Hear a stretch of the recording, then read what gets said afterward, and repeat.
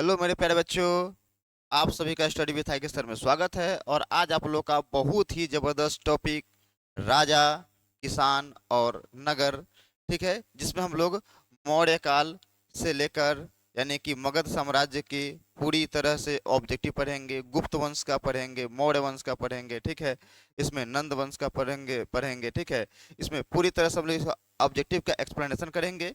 तो इस वीडियो को आप पूरा देखिए, बहुत ही मजा आने वाला है। इस टॉपिक को बहुत ही लाजवाब बनाया गया है।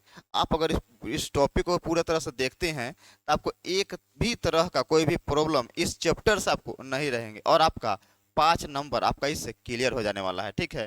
तो आपको बस दिल थाम कर, क्योंकि इसमें 64 क्वेश्चन है, आपको इस वीडियो को देखने के बाद किसी वीडियो को देखने की कोई ज़रूरत नहीं है। आप इस वीडियो को देखते एक बार पूरी तरह से समझ आपको आ जाएगा, ठीक है। अगर आपको कुछ भी तरह की दिक्कत होता है तो आप हमारे इंस्टा पे या आप हमारे इस पे दिए गए कॉन्टैक्ट नंबर पे अगर रख सकते हैं, मुझे आप मैसेज कर सकते हैं। क्लियर? तो चलिए हम लोग शुरू करते हैं क्लास को, ठीक है। चलिए, तो मेरे प्यारे बच्चों, आज हम लोग पढ़ने वाले हैं जो ऑब्जेक्टिव का, जो हम क्लास 1 से, जो भी हमारे प्यारे भाई एवं बहनें जो पीछे क्लास नहीं देखे वो जाकर पीछे देखे, क्योंकि हम हड़प्पा सप्ताह का पूरा बना चुके हैं। यह चैप्टर नंबर आपका 2 है, ठीक है।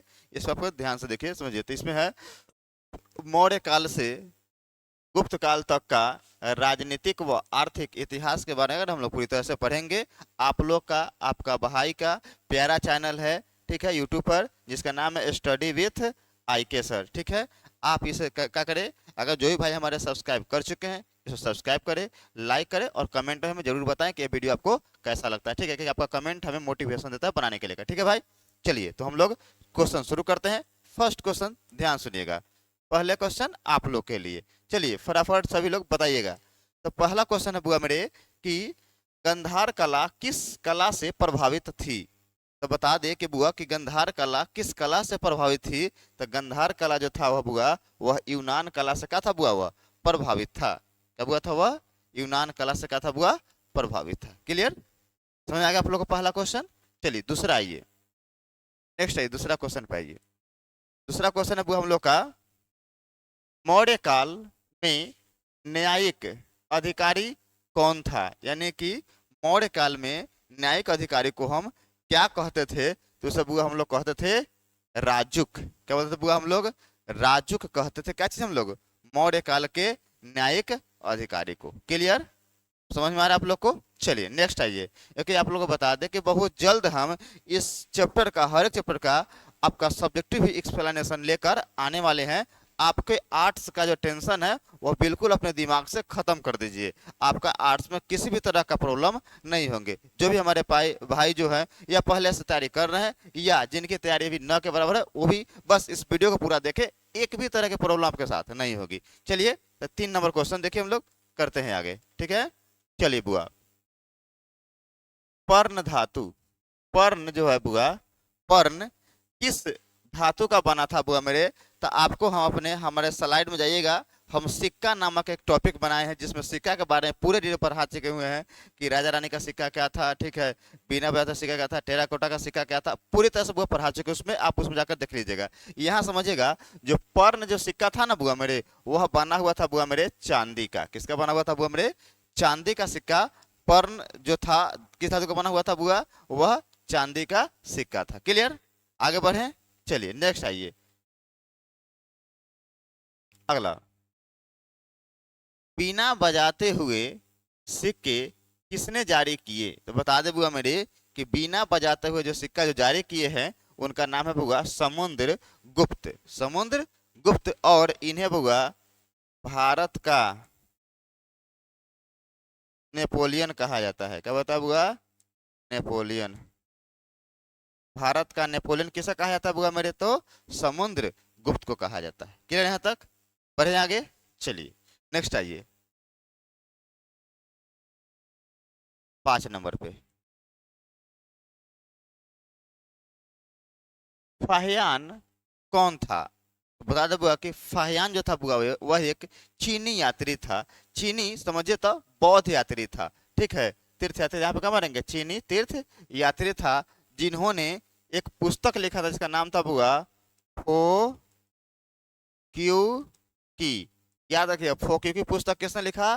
तो क्या मारेगा बुआ मेरे? फाहियान ने लिखा। कहाँ से आया था बुआ मेरे? चीन से आया था। और क्या था ये? तो यह एक बौद्ध भिक्षु था। क्लियर? आगे बढ़े, कोई दिक्कत है आप लोगों को यहाँ पे नहीं है? चलिए नेक्स्ट आइए आगे। 5 नंबर, कादम्बरी के लेखक कौन है? आपको हम तुरंत लाइव क्लास में, पिछले क्लास में ही कुछ बुक का नाम पढ़ाए हैं, आपको हम एक ही लाइव क्लास ले सके, लेकिन उसमें आपको पढ़ाए हैं, तो याद रखिएगा। कादम्बरी जो पुस्तक जो लिखा है, यह लिखा है बुआ बाण भट्ट ने। कौन लिखा है बुआ? बाण भट्ट। जो भी हमारे प्यारे भाई पीछे क्लास अगर नहीं की है तो ध्यान सुनिएगा। कालिदास के बुआ मेरे कुछ हम रचना बता देते हैं। कालिदास की रचना है जैसे कुमार संभव, कुमार संभव। चाहे आपसे क्वेश्चन आएगा, ये विजिबल नहीं है क्या? ये क्या ना बुआ मेरे?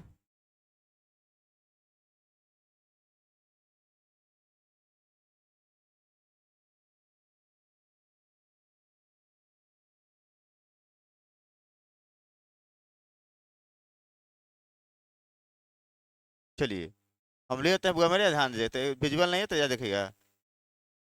कुमार संभव, ठीक है, विजुअल है। चलिए दूसरा, अभिज्ञान शकुंतलम, अभिज्ञान शकुंतलम, ठीक है। फिर आपका है बुआ मेरे, उसके बाद में अभिज्ञान शकुंतलम के बाद है ऋतु संहार, ऋतु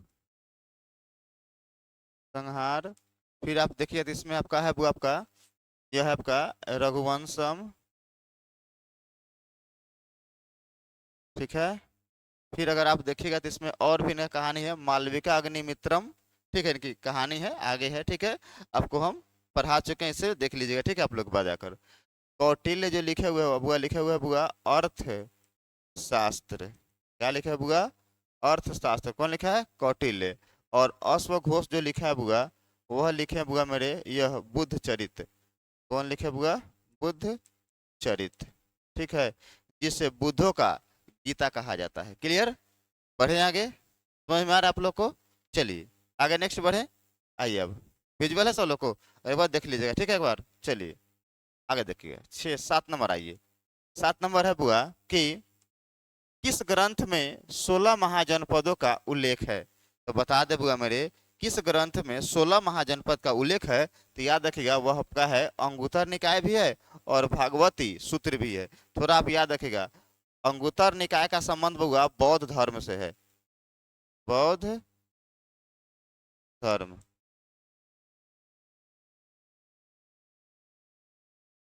बौद्ध धर्म से है, ठीक है। और भागवती सूत्र का जो संबंध है बुआ वह जैन धर्म से है, जैन धर्म से, ठीक है। तो क्वेश्चन का पूछा भी गया है कि अंगुत्तर निकाय किस धर्म का ग्रंथ है? तो क्या मारेगा? बौद्ध धर्म का। अब बोले भागवती सूत्र, तो क्या मारेगा बुआ मेरे? आपका जैन धर्म, यानी कि ए और बी दोनों। ऑप्शन नंबर क्या हमारा होगा? ऑप्शन बोलो तो ऑप्शन नंबर सर सी होगा। क्लियर? समझ में आ रहा है आप लोग को? ऑप्शन नंबर क्या होगा हमारा बुआ? यहाँ पे सी होगा। क्लियर? बढ़े आगे, चलिए आगे देखिए नेक्स्ट। 8 नंबर आइए। कोसल महाजनपद, कोसल महाजनपद किस नदी के किनारे स्थित था? तो याद रखिएगा वह बुआ सरयू नदी, यानी कि ऑप्शन नंबर सी के किनारे था। क्लियर? विजुअल आप लोग को? चलिए ध्यान दीजिएगा, नेक्स्ट आ गइए। 9 नंबर क्वेश्चन आइए। इंद्रप्रस्थ की राजधानी कहाँ थी? इंद्रप्रस्थ किस महाजनपद की राजधानी थी? सॉरी, इंद्रप्रस्थ जो थी वो किस महाजनपद की राजधानी थी? तो याद देखिए वह कुरु महाजनपद, यानी कि ऑप्शन नंबर आपका डी होगा। क्लियर यहाँ तक? बढ़े आगे, चलिए आगे देखिए नेक्स्ट। देखिए फिर अगला देखिए, फिर मौर्य वंश की स्थापना किसने की थी? तो याद रखिएगा मौर्य वंश की जो स्थापना है बुआ मौर्य, वह चंद्रगुप्त मौर्य ने किया था, यानी कि ऑप्शन नंबर आपका ए होगा। क्या होगा बुआ? ए होगा। और आपको हम बता दें कि जो चंद्रगुप्त मौर्य था, यह बुआ नंद वंश का अंतिम शासक घनानंद को पराजित करके क्या किया था बुआ? मौर्य वंश की स्थापना किया था। मौर्य वंश, मोरा का क्या है बुआ? संस्कृत रूप है, ठीक है। मतलब मौर्य का अर्थ क्या होता है? मोरा होता है। जो मोरा किसका था? चंद्रगुप्त मौर्य की माँ का नाम था, क्या था जी? मोरा, ठीक है। उसी के नाम पे कार पड़ा हुआ है, यह मौर्य वंश पड़ा हुआ है। क्लियर? और बता दे कि इसी मौर्य वंश का पहला शासक चंद्रगुप्त मौर्य दूसरा शासक आपका बिंदुसार, कौन होता है? बिंदुसार। और तीसरा शासक कौन होता है बुआ मेरे? तो ये अशोक होते हैं। क्लियर। और ये जो बिंबिसार है यह बुआ हर्यक वंश के संस्थापक है। किसके बुआ? हर्यक वंश के। हर्यक वंश के क्या है बुआ रे? संस्थापक। क्लियर यहाँ तक? आगे बढ़े, कोई देते हैं। और समुद्रगुप्त गुप्त वंश के संस्थापक है। गुप्त वंश के संस्थापक। क्लियर यहाँ तक? मतलब गुप्त वंश से संबंधित है किसका? समुद्र गुप्त का संबंध। क्लियर। आगे बढ़े, कोई दिक्कत यहाँ तक नहीं है। चलिए आगे बढ़ते हैं। 11 नंबर आइए।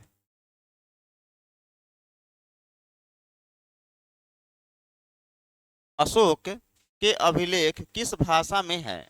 याद रखिएगा, अशोक का जो अभिलेख है ना बुआ, वह किस भाषा में बुआ रे? प्राकृत भाषा। यानी कि ऑप्शन नंबर क्या हमारा होगा? हमारा बी। ऑप्शन में क्या हमारा होगा? बी होगा। क्लियर यहाँ तक? आगे बढ़े, चलिए नेक्स्ट आइए अगला। 12 नंबर आइए। 12 क्वेश्चन कह रहा है कि कौटिल्य ने किस ग्रंथ की रचना की है? तो अभी तुरंत बताए हैं कि कौटिल्य ने बुआ मेरे अर्थशास्त्र क्या किया है बुआ? रचना किया है। ऑप्शन नंबर हमारा सी होगा। Option number C. मेगा इंडिका कौन किया है? Megasthenes. कौन किया बुआ? मेगा अस्थनीज। मेघदूत और ई क्या होता बुआ? मेघदूत और, ध्यान सुनिएगा, और सब समझ गए? मेघदूत और मालविका अग्नि मित्र। देखिए हम दोनों दे दे रहे हैं, यहाँ पे लिख दे रहे हैं। ठीक है, ये कौन है आपका? कालिदास। क्लियर। पढ़े आगे, कोई दिक्कत नहीं है तक? चलिए आगे देखिए नेक्स्ट। 13 नंबर आइए।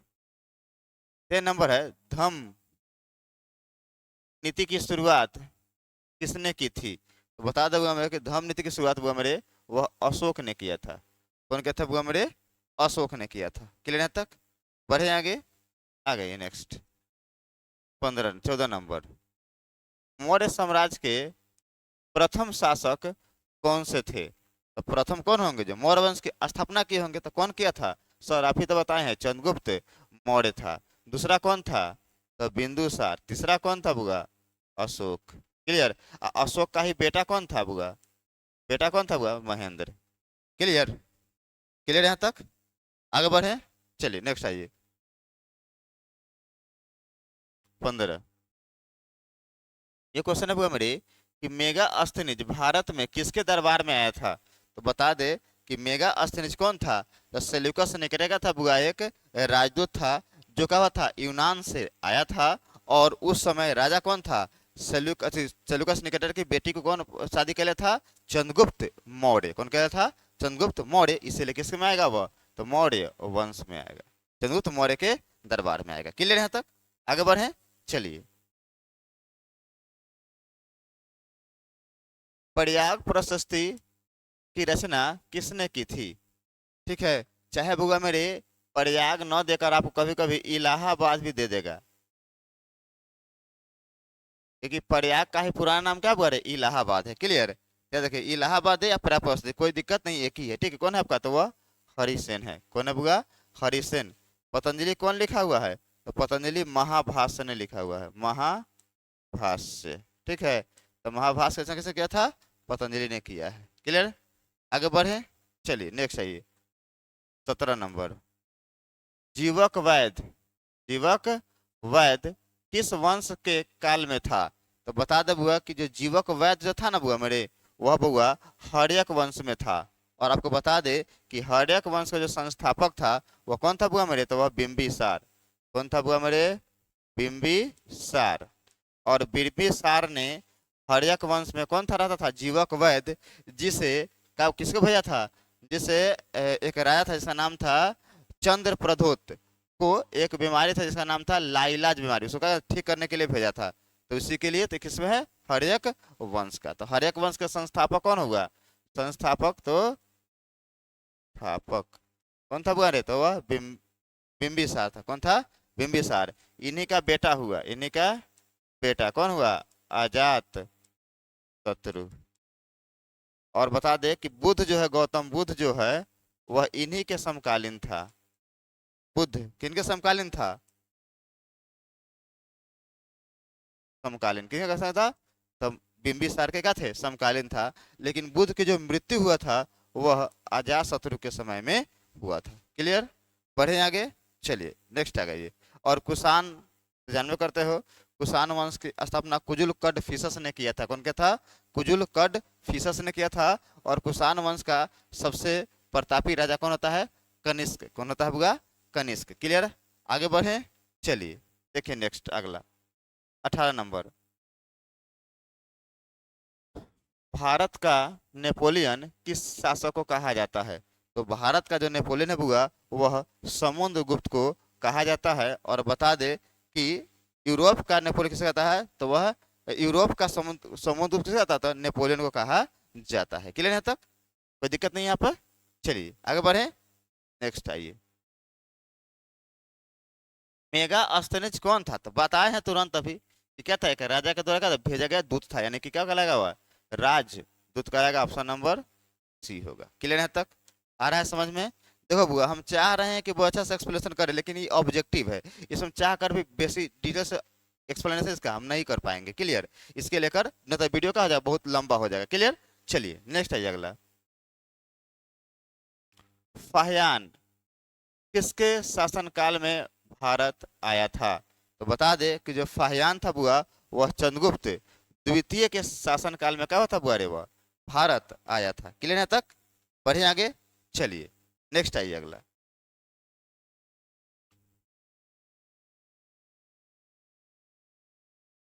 गुप्तों के काल में कौन चीनी यात्री भारत आया था? तो कौन आया था? तुरंत पढ़ाए, कौन था? फाहियान। कौन था? फाहियान आया था। क्लियर है तक? आगे बढ़े, आगे बढ़े नेक्स्ट, चलिए अगला देखिएगा। नेक्स्ट आइए 22 नंबर। देखिए आ गया क्वेश्चन, अभी तुरंत बताएं आप लोग को हम कि बुआ मेरे अभिज्ञान शकुंतलम की रचना किसने की थी? तो तुरंत बताएं कि अभिज्ञान शकुंतलम की रचना बुआ कालिदास ने किया था। कौन किया था बुआ? कालिदास ने किया था। क्लियर, समझ आ रहा है आप लोग को? बताइए कि यह बाण भट्ट हो गया है, अशोक घोष हो गया है, और कालिदास कौटिल्य हो गया है। क्लियर, आगे समझ में आ गई। नेक्स्ट 23 नंबर आइए। प्रयाग प्रशस्ति का संबंध किस गुप्त शासक से है? तो बता दे बुआ मेरे, जो यह जो बुआ यह किससे बुआ रे? या समुद्र गुप्त, यानी कि ऑप्शन नंबर किससे बुआ रे? बी से है। क्लियर, आगे बढ़े, कोई यहाँ से दिक्कत नहीं है आप लोग को? चलिए आगे बढ़ते हैं नेक्स्ट अगला आइए। चलिए 24 नंबर है बुआ कि फूट डालकर विजय प्राप्त करने का जो सर्वप्रथम किस राजा ने किया था? यानी कि फूट डालकर विजय प्राप्त करना ये किस राजा ने शुरू किया था? तो ये देखिए कौन कहला था? यह अजात शत्रु। कौन था बुआ मेरे? तो यह कौन था बुआ मेरे? तो बिंबिसार का बेटा था। और इसे बुआ अजात शत्रु को इतिहास में बुआ मेरे पितृहंता के नाम से जाना जाता है, क्योंकि इन्होंने ही सबसे पहला बार अपने पिता की हत्या किया था। क्लियर है तक? इसीलिए इसे पितृहंता कहा जाता है। लेकिन कर्म का फल भोगना पड़ता है, यानी कि अजात शत्रु का ही मृत्यु उसका बेटा उदयन ठीक उसी प्रकार करता है जिस प्रकार ईश्वर अपने बाप बिंबिसार का हत्या कर ले रहता है। क्लियर है तक? थोड़ा पानी पी ले आप लोग के लिए, कोई दिक्कत नहीं है? चलिए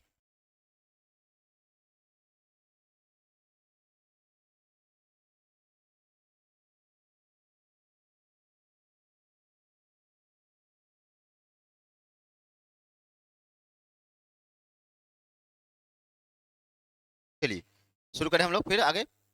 चलिए ध्यान दीजिएगा, नेक्स्ट क्वेश्चन 25 आइए। 25 है, यूरोप का समुद्रगुप्त जिसे कहा जाता है। देखिएगा, तो यूरोप का जो समुद्रगुप्त गुप्त है ना बुआ मेरे, वो किसे बुलाता है बुआ मेरे? तो वह बुलाता है नेपोलियन को। किले बुलाता है बुआ मेरे? नेपोलियन। ऑप्शन नंबर बी होगा। क्लियर है तक? समझ में आ रहा है आप लोग को? चलिए आगे बढ़े, चलिए नेक्स्ट 26 नंबर आइए। तक्षशिला विश्वविद्यालय कहाँ स्थित है? मेरे प्यारे बच्चों बता दें कि तक्षशिला विश्वविद्यालय अभी वर्तमान में बुआ वह कहाँ पे बुआ मेरे? पाकिस्तान में। ऑप्शन नंबर का हमारा ए। और थोड़ा समझ लीजिएगा, यह विश्व का सबसे पहला विश्वविद्यालय था। ये देखिए, विश्व में सबसे पहला विश्वविद्यालय कौन था आपका? तो तक्षशिला विश्वविद्यालय था। ठीक है, जिसे राजा तक्ष ने बनवाया था, जिसे राजा तक्ष ने बनवाया था। क्लियर, तक्ष ने बनवाया था। क्लियर, आगे समझ में? आगे बढ़े। लेकिन अगर क्वेश्चन पूछेगा कि विश्व का सबसे पहला हॉस्टल सुविधा देने वाला कौन था तो यह नालंदा मारिए। कौन मारिए? वो मारिए नालंदा। ठीक है, जिसकी स्थापना कुमार गुप्त ने करवाया था। क्लियर, चलिए आगे बढ़ते हैं। 27 नंबर आइए। चलिए, क्वेश्चन है कि नवरत्न किसके शासनकाल नवरत्न किस शासक के दरबार में रहते थे? तो याद रखिएगा, नवरत्न जो थे ना बुआ मेरे, वह बुआ मेरे चंद्रगुप्त द्वितीय या विक्रमादित्य, यानी कि ऑप्शन नंबर हमारा डी होगा। ठीक है, इसी के दरबार में कहते थे नवरत्न रहते, जिसमें शंकु थे, छपनक थे, घटक पढ़ थे, वारा मिहिर थे, ठीक है, कालिदास थे, वर रुचि थे। ठीक है, इस तरह से आप लोग को हमें कमेंट में बताइएगा कि चंद्रगुप्त द्वितीय के शासन काल में रहने वाले नवरत्न का नाम हमें कमेंट में बताइएगा। ठीक है बच्चों, चलिए नेक्स्ट क्वेश्चन आगे बढ़े। चलिए 28 नंबर आइए। यह बुआ कि पाटलिपुत्र नगर की स्थापना कब, मतलब किस नदी किनारे का किया गया था? तो याद रखिएगा कि पाटलिपुत्र नगर की जो स्थापना है बुआ मेरे, वह गंगा, सोन और पुनपुन, देखिए तो कौन है नगर, देखिए तो गंगा, सोन और पुनपुन, गंगा, सोन और पुनपुन, ऑप्शन नंबर हमारा डी, यानी कि डी नंबर हमारा क्या है ऑप्शन में सही है हमारा। क्लियर है तक? इसी प्रकार कौन किया था? तो उदाइन ने किया था। कौन किया था वो मेरे? उदाइन ने किया था। क्लियर, आगे बढ़े नेक्स्ट। चलिए अगला ये, इंडिका की रचना किसने किया था? तो बता दें मेरे प्यारे बच्चों कि इंडिका की जो रचना है बुआ मेरे, वह मेगा अस्थनिज ने किया था। कौन किया था बुआ मेरे? मेगा अस्थनिज ने किया था। और मेगा अस्थनिज ने किया था, यह कहाँ से आया था बुआ मेरे? तो यूनान से आया था। कहाँ से आया था बुआ? यह यूनान से आया था। और बता दें कि यह जो मेगा अस्थनिज है, इसे भेजा कौन था? सेल्यूकस निकेटर ने भेजा था। क्लियर यहाँ तक? और इस इंडिका से किस काल की जानकारी मिलता है? तो क्या मारिएगा बुआ मेरे? तो मौर्य वंश की, मौर्य वंश की। क्लियर यहाँ तक? अगर समझ में आगे, हम इससे पहले वाले क्लास से पढ़ा चुके हैं। अलबरूनी कौन लिखा है सर? किताब उल हिंद या तहकीक ए हिंद, पुस्तक कौन लिखा है? तो अलबरूनी लिखा है। और कौटिल्य तो बताबे किए हैं कि अर्थशास्त्र लिखे हुए। क्लियर है तक? आगे बढ़े, नेक्स्ट किसी को दिक्कत नहीं है। चलिए आगे आइए, 30 नंबर क्वेश्चन हम जानते हैं, किस शिलालेख से अशोक द्वारा कलिंग विजय का पता चलता है? तो बता दे कि कलिंग विजय का जो वर्णन है, युद्ध का जो वर्णन है, वो अशोक के 13वें अभिलेख में है, यानी कि ऑप्शन नंबर डी होगा। क्लियर है तक? आगे समझ में कोई दिक्कत नहीं यहाँ पे? चलिए आगे आइए, 31 नंबर। 31 नंबर, अपने स्वयं के खर्च से सुदर्शन झील का मरम्मत किसने करवाया था? तो याद रखिएगा कौन करवाया था बुआ मेरे? तो वह रुद्र दामन ने करवाया था। कौन करवाया था बुआ? रुद्र दामन ने। लेकिन याद रखिएगा ये क्वेश्चन आ जाएगा कि सुदर्शन झील का निर्माण किसने करवाया था? तो वह करवाया था चंद्रगुप्त मौर्य ने करवाए थे। कौन करवाया था बुआ? चंद्रगुप्त मौर्य ने करवाए थे। क्लियर है यहाँ तक? आगे बढ़े, कोई दिक्कत नहीं यहाँ तक? आगे बढ़ते हैं। चलिए नेक्स्ट अगला, 510 ईस्वी में सती प्रथा के साक्ष्य वाला प्रथम अभिलेख कहाँ मिला था? तो याद रखिएगा वह मिला था हमें, एरन अभिलेख है, जो हमें सागर में मिला है। जो किस राज्य में है? तो यह बुआ एमपी में है, यानी कि मध्य प्रदेश में है। क्लियर तक? कहाँ पे बुआ? मध्य प्रदेश में है। क्लियर, चलिए आगे नेक्स्ट आते हैं। आगे अगला है मेरे भाई कि कनिष्क का राज्यरोहण कब हुआ था? तो कनिष्क बता दे बुआ मेरे, यह कुषाण वंश का सबसे प्रतापी राजा कौन था बुआ मेरे? कनिष्क था। और बता दें कि कनिष्क का जो राज्यरोहण जो हुआ था, वह हुआ था बुआ 78 ईस्वी में हुआ था। कब हुआ था बुआ? 78 ईस्वी में हुआ था। ठीक है, बढ़े आगे। चलिए आगे देखिएगा, अगला है बुआ कि मौर्य साम्राज्य का तृतीय शासक कौन था? तो हम तुरंत इससे पहले वाले वीडियो तो इसी क्लास में पहले बताए हैं कि पहला राजा था चंद्रगुप्त मौर्य था। इसके बाद कौन आता है? बिंदुसार। कौन आता है? बिंदुसार। इसके कौन आता है बुआ रे? अशोक। कौन आता है? अशोक। तो तीसरा शासक कौन होगा हमारा? तो अशोक होगा। क्लियर है यहाँ तक? बढ़े आगे, ऑप्शन नंबर का हमारा होगा ऑप्शन नंबर ए। क्लियर, चलिए नेक्स्ट आइए, 35 नंबर, किसके अभिलेख में भूमि दान का उल्लेख मिलता है? तो याद रखिएगा, भूमि दान का जो उल्लेख है ना बुआ मेरे, वह मिलता है हमें प्रभावती गुप्त के अभिलेख से, कहता वो हमें मिलता है, भूमि दान का उल्लेख मिलता है। क्लियर है, आगे बढ़े, चलिए नेक्स्ट बढ़ते आगे। 36 नंबर आइए। पाटलिपुत्र की स्थापना किसने की थी?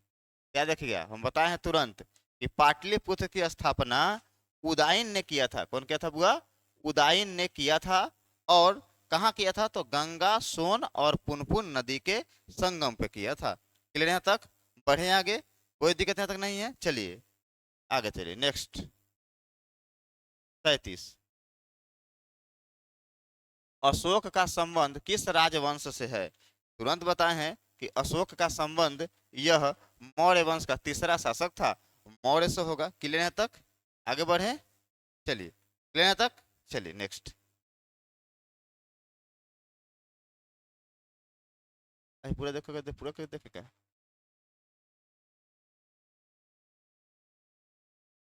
क्या अच्छा लग रहा है क्या? हो पूरा बढ़िया लग रहा है क्या? चलिए ध्यान दीजिएगा। मौर्य कला का निम्न में से कौन सर्वाधिक महत्वपूर्ण नमूना है? तो मौर्य कला का जो बुआ मेरे है सबसे महत्वपूर्ण नमूना जो है वो बुआ कौन है? बुआ हमारा स्तंभ। ऑप्शन नंबर का हमारा होगा बुआ, ठीक होगा। क्लियर, आगे बढ़े, क्लियर, कोई दिक्कत नहीं है? चलिए आगे ये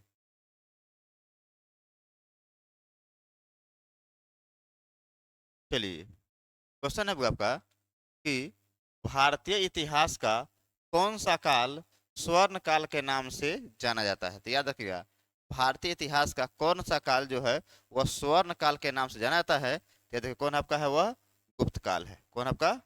गुप्त काल। क्लियर, कोई दिक्कत नहीं है यहाँ तक? बढ़े आगे बुआ मेरे, चलिए नेक्स्ट आइए अगला।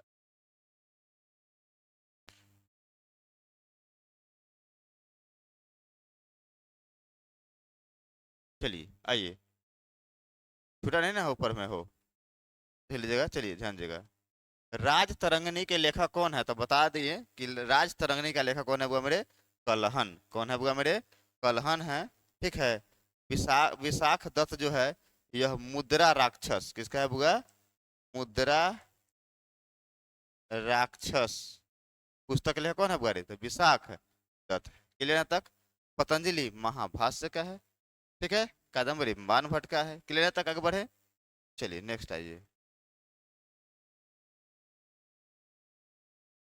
मौर्य काल के टकसाल के प्रधान को क्या कहते थे? याद रखिए, क्या कहते बुआ रे? लक्ष्मणा अध्यक्ष। क्या बोलते बुआ मेरे? लक्ष्मणा अध्यक्ष कहते थे। क्लियर तक? आगे बढ़े, चलिए नेक्स्ट आइए 42 नंबर। पाटलिपुत्र नगर की स्थापना की गई थी। तो याद रखिएगा, पाटलिपुत्र के नगर की स्थापना बुआ उदय भद्र ने किया था। देखो बुआ, ये सर अभी तो तुम बताए हैं सर आप उदयन, तो हाँ बुआ मेरे याद रखिएगा, उदयन का ही बुआ मेरे नाम क्या है बुआ मेरे? उदय भद्र है। सॉरी, क्या नाम है बुआ मेरे? उदय भद्र है। ठीक है, उदय भद्र। क्लियर है तक? बढ़े आगे, चलिए नेक्स्ट आइए अगला 43 नंबर। हम महामात्र को नियुक्ति किसने नियुक्ति किया था? हम महामात्र की जो नियुक्ति है बुआ मेरे, वह किया था बुआ मेरे कौन आपका? बोलिए हो तो, कौन किया था बुआ रे? अशोक ने किया था। कौन किया था बुआ? अशोक ने किया था। ठीक है, चलिए आगे बढ़े, चलिए नेक्स्ट 43 नंबर 44 नंबर आइए। पतंजलि के महाभाष्य से किसकी जानकारी मिलता है? तो याद रखिए किसके यहाँ मिलता है बुआ? ये तो मौर्य वंश की जानकारी मिलता है हमें पतंजलि के महाभाष्य पुस्तक से। क्लियर, आगे बढ़े, कोई दिक्कत यहाँ तक नहीं है? चलिए नेक्स्ट अगला आइए 45। अर्थशास्त्र के लेखक कौन है बुआ?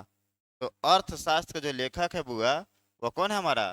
तो वह है विष्णु गुप्त। विष्णु गुप्त को ही बुआ मेरे चाणक्य कहा जाता है। इसी को बुआ मेरे कौटिल्य कहा जाता है। समझ में रहा है? कोई दिक्कत नहीं है? बढ़े आगे, चलिए नेक्स्ट आइए 46 नंबर। एलोरा में कैलाश मंदिर किस राजवंश ने निर्मित करवाया था? याद रखिए, एलोरा में जो कैलाश मंदिर है ना उसे बुआ राष्ट्रकूट शासकों ने क्या था बुआ रे? बनवाया था। ऑप्शन नंबर का हमारा होगा डी होगा। क्लियर यहाँ तक? बढ़े आगे, चलिए नेक्स्ट।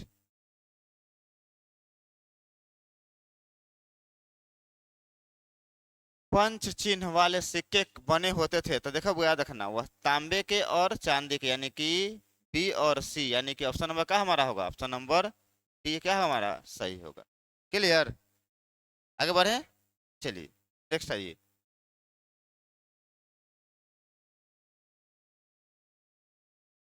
चलिए, वज्जी को सामाजिक ग्रंथों में क्या कहा गया है? तो गणतंत्र। क्या बोला गया मेरे? गणतंत्र कहा गया है। क्लियर? और गणतंत्र की सबसे पहली धरती कौन सी है? तो वह हमारा बहुत ही पावन धरती कौन है हमारा? वैशाली। कौन है हमारा? वैशाली। क्लियर? बढ़े आगे, चलिए नेक्स्ट आइए अगला। अगला हुआ 49 नंबर। अर्थशास्त्र एवं इंडिका से किस राजवंश की जानकारी हमें मिलता है? तो अर्थशास्त्र और इंडिका से बुआ मेरे हमें वह मिलता है बुआ। देखिए याद रखिएगा, अर्थशास्त्र तो कौन लिखा है? चाणक्य। और चाणक्य किसका गुरु था? चंद्रगुप्त मौर्य का। अश्वंत मौर्य ने किस वंश का स्थापना किया था? तो मौर्य वंश का। तो इंडिका भी, तो इंडिका भी क्या है? मेगा अस्थानीय। किसके दरबार में आया था? तो चंद्रगुप्त मौर्य के दरबार में आया था। तो किसके बारे में करेगा? तो मौर्य वंश की जानकारी देगा, यानी कि ऑप्शन नंबर का हमारा होगा, ऑप्शन नंबर ए। क्लियर? बढ़े आगे, चलिए नेक्स्ट आ गई। ठीक है, चलिए 50। जनपद शब्द का शाब्दिक अर्थ क्या है?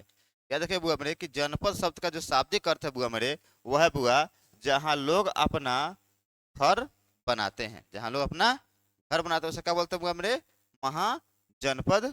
सॉरी, जनपद शब्द का क्या है? शाब्दिक अर्थ होता है। क्लियर यहाँ तक? बढ़े आगे, चलिए आ गई नेक्स्ट 51। 16 महाजनपद में 16 महाजनपद में सबसे शक्तिशाली महाजनपद कौन सा था? 16 महाजनपद जो अंगुत्तर निकाय चाहे भगवती सूत्र के अनुसार जो 16 महाजनपद थी, उसमें सबसे जो शक्तिशाली जो हमारा महाजनपद था वो हमारा था बुआ मेरे मगध। कौन था बुआ मेरे? मगध महाजनपद क्या था हमारा? सबसे शक्तिशाली महाजनपद था। अब मगध के शक्तिशाली होने के पीछे बहुत सारे कारण हैं, जैसे यहाँ पे जंगल का होना। देखिएगा, फिर मगध शक्तिशाली इसलिए था क्योंकि वह 3 नदी से क्या हुआ था? घिरा हुआ था। फिर देखिएगा तो यहाँ पे क्या है? तुरंत इसके बगल में क्या है? आपको राजगीर में क्या था? सोना का, सॉरी लोहा का था, बहुत बड़ा क्या था? खदान था। ठीक है, इसके लिए बहुत यहाँ पे राजा भी क्या हुए हैं? एक पर एक क्या हुए हैं? प्रतापी हुए हैं। ठीक है, इसी के लिए ऐसा कुछ भी, मतलब कि इसे शक्तिशाली कौन था? आपका मगध था। अरे भाई, अशोक के समय अगर सिकंदर आता ना तो उसको भी फाड़ के फेंक देता। कौन? अशोक। अपने उससे भी निर्दयी शासक कौन था? अशोक था। क्लियर? लेकिन वो आवे किया भक्षोनर शासक के भिड़िया धनानंद। तो धनानंद क्या नाम है उसका? धनानंद। ठीक है, उसको धन मिल रहा था तो उसे आनंद आता था। ठीक है, इसलिए उसे नाम पड़ा धनानंद। चलिए देखिए आगे बढ़े, अगला सुनिएगा। समुद्रगुप्त की तुलना किस यूरोपीय शासक से की जाती है? तो बता दे कि बुआ कि समुद्रगुप्त की जो तुलना है बुआ, वह नेपोलियन से की जाती है। क्या किसे कहते हैं बुआ? नेपोलियन से। क्योंकि जिस तरह नेपोलियन ने अपने विस्तारवादी नीति के द्वारा फैलाव किया था, उसी तरह समुद्रगुप्त भी अपने साम्राज्य को फैलाव किया था। इसीलिए हम लोग समुद्रगुप्त को नेपोलियन से कहते हैं, तुलना करते हैं। क्लियर? आगे बढ़े, चलिए नेक्स्ट आइए। अगला है बुआ 53। अशोक द्वारा प्रचलित प्रचारित बौद्ध धर्म कहाँ प्रचलित नहीं हुआ? याद रखिएगा, तो अशोक ने सब जगह फैला दिया। जैसे सीरिया में बौद्ध धर्म है, श्रीलंका में तो बौद्ध धर्म है कि अपना बेटा और बेटी, बेटा महेंद्र और बेटी संघमित्रा को भेजा कहाँ? श्रीलंका। डरे श्रीलंका अपना लिया क्या चीज? बौद्ध धर्म। और आज भी वहाँ पे क्या है? बौद्ध धर्म है। जापान में पूरा बौद्ध धर्म है, खाली इंग्लैंड में नहीं फैला। यानी कि ऑप्शन नंबर का हमारा होगा B, B for Baahubali, B for Baahubali. Clear? बढ़े आगे, चलिए नेक्स्ट आइए। अगला है वो मेरा अपना 54। महाभाष्य के लेखक कौन है? अभी तुरंत बताए हैं कि सर महाभाष्य के जो लेखक है वह आपका पतंजलि है। कौन आपका है? पतंजलि। क्लियर तक? बढ़े आगे, कोई दिक्कत यहाँ तक नहीं है बच्चों को? चलिए आ गई अब अगला 55 नंबर। किस शासक को प्रियदर्शी कहा जाता है? याद देखिए, किस शासक को प्रियदर्शी कहा जाता है? तो याद रखिएगा, वह है बुआ अशोक। क्या नाम है बुआ? अशोक को कहा जाता है प्रियदर्शी शासक, जिन्होंने अपने नाम में ही लिखवाया था मैं प्रियदर्शी अशोक, ठीक है।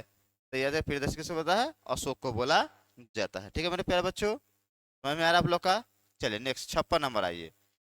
निम्नलिखित को कालानुक्रमिक क्रम में व्यवस्थित कीजिए, आपको सजाना है कि सबसे पहले कौन आया था। तो याद रखिए बुआ में, चलिए ध्यान सुनिएगा, यहाँ पे कुछ नहीं है, एकदम बच्चा वाला क्वेश्चन है, समझ कैसे। देखो बुआ, पहले जब मौर्य वंश आया तो मौर्य वंश किसको हराया था, तो सर नंद वंश के अंतिम शासक घनानंद को, यानी कि सर पहले आएगा हमारा कौन, हमारा आएगा पहले नंद वंश, उसके बाद कौन आएगा हमारा मौर्य वंश, यानी कि आएगा हमारा 1-3। तो देखिए एक किसी में नहीं है, ए में है और 3 भी है, यानी कि ऑप्शन नंबर का हमारा होगा सी। और देखने की कोई जरूरत नहीं है, लेकिन आप याद कर लीजिएगा कि पहले आया नंद, उसके बाद आया मौर्य, उसके बाद कौन आपका आया शुंग, उसके बाद आया आपका गुप्त। क्लियर, आप याद रखिएगा, हम लिख देते हैं, इसे लिख देते हैं, याद रखिएगा कौन कौन, ध्यान सुनिएगा। जैसे पहले आया आपका 1 नंबर, फिर 2 नंबर आया, फिर 3 नंबर आया और फिर कौन आया आपका 4 नंबर आया। क्लियर, तो ऑप्शन कौन फॉलो कर रहा है, ऑप्शन नंबर सी फॉलो कर रहा है। क्लियर तक, बढ़े आगे बच्चों मेरे प्यारे बच्चों, चलिए नेक्स्ट बढ़े, चलिए आ गइए। अगला है बुआ 57 नंबर है कि कलिंग की लड़ाई कब लड़ी गई थी। तो बता दे कि कलिंग की जो लड़ाई है बुआ मेरे, वह 261 ईसा पूर्व में लड़ा गया था। कब लड़ा गया था बुआ, 261 ईसा पूर्व में लड़ा गया था, कौन आपका कलिंग का युद्ध। क्लियर तक, बढ़े आगे, क्योंकि देखिए कलिंग का युद्ध जो है बुआ अशोक और नंद राज के बीच हुआ था, जिसमें बहुत सारा क्या था नरसंहार हुआ था। इस कलिंग के युद्ध के बाद अशोक ने अपना हथियार छोड़ दिया था, उन्होंने कसम खा लिया कि आज के बाद हम हथियार नहीं उठाएंगे, और उन्होंने जो घोष नीति था उसके स्थान पे बुआ धम्म नीति को अपना लेते हैं। क्लियर, अशोक के जिंदगी में सबसे बड़ा परिवर्तन आता है, यही आता है कौन, कलिंग युद्ध, जो अपने राज्याभिषेक से 8 साल बाद का था बुआ करता है। यानी कि इसका अगर 8 साल जोड़ोगे तो 269 में क्या था बुआ मेरे, इसका राज्यरोहन हुआ था, याद रखिएगा राज्यरोहन, यानी कि राजा बना था कब 269 बीसी में, लेकिन बेचारा 8 साल बाद दूसरे के कलिंग का युद्ध लड़ा, उसका हृदय परिवर्तित हो गया, उसका लड़ाई झगड़ा छोड़ दिया। और लड़ाई झगड़ा में क्या पड़ा हुआ है, आज तुम मारो कल तुम्हें वह मारेगा, इसके लिए लड़ाई झगड़ा करने की जरूरत नहीं है, अहिंसावादी हो, लेकिन कोई अगर मारे तो छोड़ना भी नहीं है, इतना भी अति मत बन जाना, ठीक है। अगर कोई अगर एक दे तो 4-5 दे देना, कोई दिक्कत उसमें नहीं है, ठीक है, क्यों बर्दाश्त करने वाला काम नहीं करेंगे। क्लियर, आ गई है 58 नंबर। मुद्रा राक्षस किसकी रचना है, बताइए हो, मुद्रा राक्षस किसकी रचना है, तो कब तुरंत बताए हैं, पीछे बताए हैं, विशाख दत्त की रचना कौन आपका मुद्रा राक्षस। क्लियर, बढ़े आगे, चलिए नेक्स्ट आइए 59। मगध साम्राज्य की स्थापना किसने की थी, तो तुरंत बताइए, दूसरा क्वेश्चन आ गया, कौन था आपका उदयन, कौन था मेरे उदयन, ऑप्शन नंबर सी। चलिए आगे बढ़े, अहो नहीं नहीं, गलत यहाँ पे है बुआ मेरे, ध्यान दीजिएगा, सॉरी, आपसे क्षमा चाहते हैं कि मगध साम्राज्य की जो स्थापना है बुआ मेरे, मगध की जो स्थापना क्या था, वह क्या था बुआ बिंबिसार, कौन किया था बिंबिसार। इसका पहला जो है शासक कौन था, हर्यक वंश का, हर्यक वंश का संस्थापक, और यही का था बुआ रे मगध का भी स्थापना किया था, कौन आपका बिंबिसार ने किया था। क्लियर, आगे बढ़े, कोई दिक्कत नहीं, यहाँ तक आगे बढ़ते हैं नेक्स्ट 60 नंबर।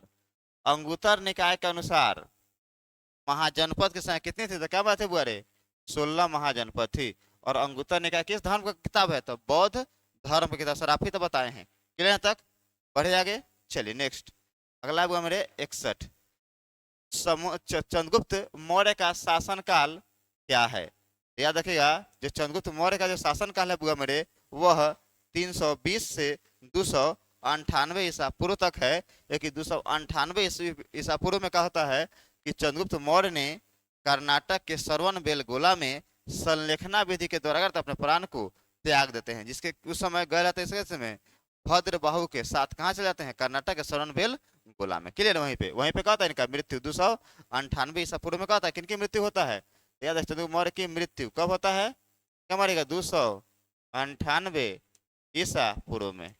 क्लियर, बढ़े आगे, चलिए नेक्स्ट आ जाइएगा 62।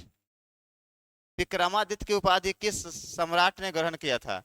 तुरंत बताएं आप लोग को कि विक्रमादित्य हम लोग चंद्रगुप्त द्वितीय को कहते थे। किसको कहते बुआ? चंद्रगुप्त द्वितीय को विक्रमादित्य कहा जाता था। क्लियर, आगे बढ़े, कोई दिक्कत नहीं तक है? आ गई अब 63। मौर्य काल का प्रसिद्ध यूनानी यात्री कौन था?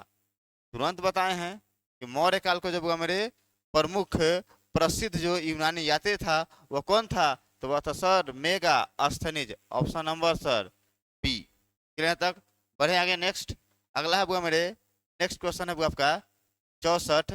निम्नलिखित में से किसने संस्कृत व्याकरण पर अष्टाध्यायी नामक ग्रंथ की रचना की? तो हम बताए थे इससे पहले वाले चैप्टर में कि जो अष्टाध्यायी जो आपका किताब है उसका जो ग्रंथ जो इसकी रचना बुआ पाणिनि ने किया है। कौन किया है बुआ? पाणिनि ने किया है। क्लियर, तो आई होप कि आपको यह पूरी तरह से क्वेश्चन समझ में आया होगा। ठीक है, अब नहीं है, लास्ट है। ठीक है, तो आपको यह वीडियो कैसा लगा आपका करें हमें कमेंट करके बताएं। ठीक है, और आप इस चैनल को सब्सक्राइब करें, अपने साथियों से शेयर करें। ठीक है, आपको किसी भी तरह कोई भी दिक्कत नहीं होगी। ठीक है, तो फिर मिलते हैं हम लोग नेक्स्ट क्लास में, तब तक के लिए वो जय हिंद।